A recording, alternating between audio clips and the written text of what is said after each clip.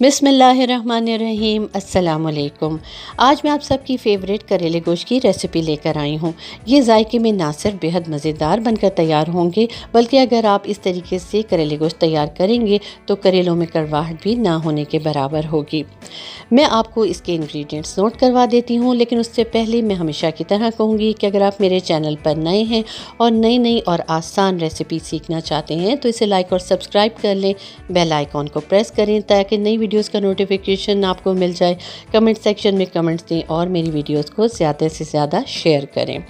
करेले गोश्त बनाने के लिए आपको चाहिए होंगे 1 किलो करेले। मैंने इनके छिलके उतार कर बारीक बारीक काट लिया था, नमक लगाकर 1 घंटे के लिए छोड़ दिया था और फिर इन्हें धोकर खुश्क कर लिया है। 1 अदद बड़ी प्याज चाहिए होगी, इसे इस तरह से स्लाइस में काट लें। 750 ग्राम गोश्त चाहिए होगा, मटन या बीफ कोई भी इस्तेमाल कर सकते हैं। 3 अदद बड़े टमाटर जिन्हें इस तरह से रफली चॉप कर लें। खुश्क मसालों में 1 टेबल स्पून सफ़ेद ज़ीरा, 1 टीस्पून पिसा हुआ धनिया, हाफ़ टी स्पून हल्दी, 1 टीस्पून सुरख मिर्च का पाउडर और 1 टीस्पून नमक चाहिए होगा। 2 टेबल स्पून अदरक लहसुन का पेस्ट इसमें ऐड किया जाएगा। चलिए इसे पकाना स्टार्ट करते हैं। एक प्रेशर कुकर ले लें, इसमें सबसे पहले गोश्त डाल दें। आप अगर पतीली या किसी पैन में पका रहे हैं तो भी इसे तैयार किया जा सकता है। प्रेशर कुकर में ज़रा गोश्त जल्दी गल जाएगा, इसलिए मैं प्रेशर कुकर का इस्तेमाल कर रही हूँ। अब इसमें अदरक लहसुन का पेस्ट डाल दें, प्याज डालें,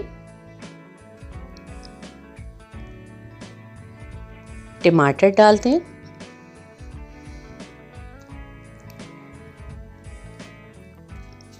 और ये सारे खुश्क मसाले भी डाल दें।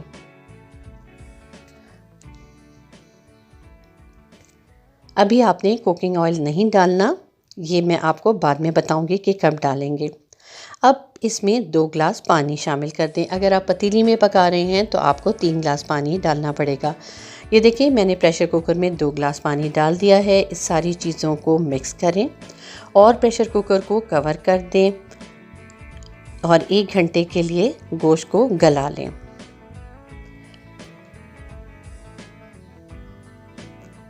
करेले गोश्त में गोश्त बहुत अच्छे से गला हुआ मज़ेदार लगता है। जितनी देर गोश्त गल रहा है इतनी देर में मैंने करेलों को 2 टेबल स्पून कुकिंग ऑयल में इस तरह से फ्राई कर लिया था और साथ ही 2 अदद बड़ी प्याज को भी हल्का सा सौते कर लिया था।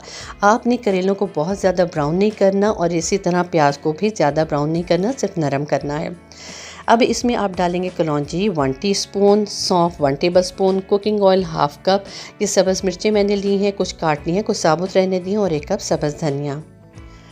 तकरीबन 50 मिनट गुजर चुके हैं। अब मैं इसका ढक्कन हटा के देखती हूँ कि गोश्त किस हद तक गल चुका है।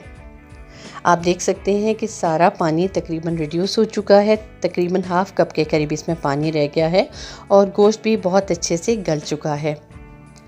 अब मैं इसका पानी खुश्क कर लूँगी और इससे पहले जो हाफ़ कप कुकिंग ऑयल था वो भी मैंने इसमें डाल दिया है। अब गोश्त को आपने बहुत अच्छे तरीके से भूनना है, यहाँ तक कि इसका पानी खुश्क हो जाए और ऑयल साइड पर आ जाए।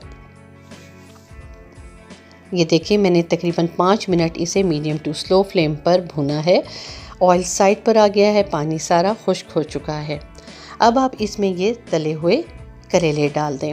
आप देख सकते हैं कि करेले मैंने सिर्फ हल्के से नरम किए हैं, इन्हें ब्राउन नहीं किया। और इसी तरह प्याज भी आप देख सकते हैं कि प्याज को भी मैंने हल्का सा बस नरम किया है, इसको आपने गोल्डन नहीं करना।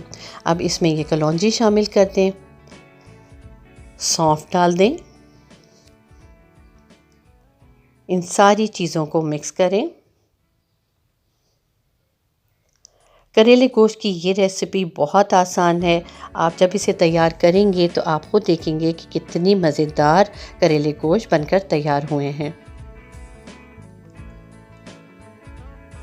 सारी चीज़ें मिक्स हो चुकी हैं। अब आपने इसको कवर करके बिल्कुल स्लो फ्लेम पर तकरीबन 5 मिनट के लिए पकाना है, ताकि करेलों में जो हल्की सी कसर रह गई है वो भी निकल जाए और करेले मज़ीद गल जाएं। ये देखिए 5 मिनट के बाद मैंने इसका ढक्कन हटाया है। करेले बहुत अच्छे से गल चुके हैं। अब इसमें हाफ़ टी स्पून पिसा हुआ गरम मसाला डाल दें।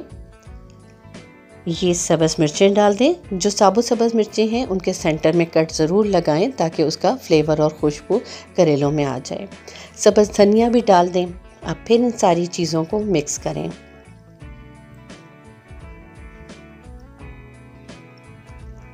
अगर आप चाहते हैं कि ये करेले गोश्त बहुत ही मज़ेदार और जायकेदार बनकर तैयार हों तो आपने सारे स्टेप्स को फॉलो करना है और इसी स्टेप्स को फॉलो करते हुए आपने इन करेले गोश्त को तैयार करना है। मैंने ढककर 2 मिनट के लिए मज़ीद उन्हें पकाया था और उसके बाद मैंने इसको एक बोल में निकाल लिया है। आप देख सकते हैं कि कितने मज़ेदार करेले गोश्त बनकर तैयार हुए हैं। बहुत ही जायकेदार हैं। आप इसे गर्मा गर्म तंदूरी रोटी के साथ खाएं, आपको बेहद मज़ा आएगा। घर की बनी हुई चपाती के साथ भी ये बहुत मज़ा देते हैं। मुझे उम्मीद है कि आपको ये बेहद आसान करेले गोश्त की रेसिपी ज़रूर पसंद आएगी।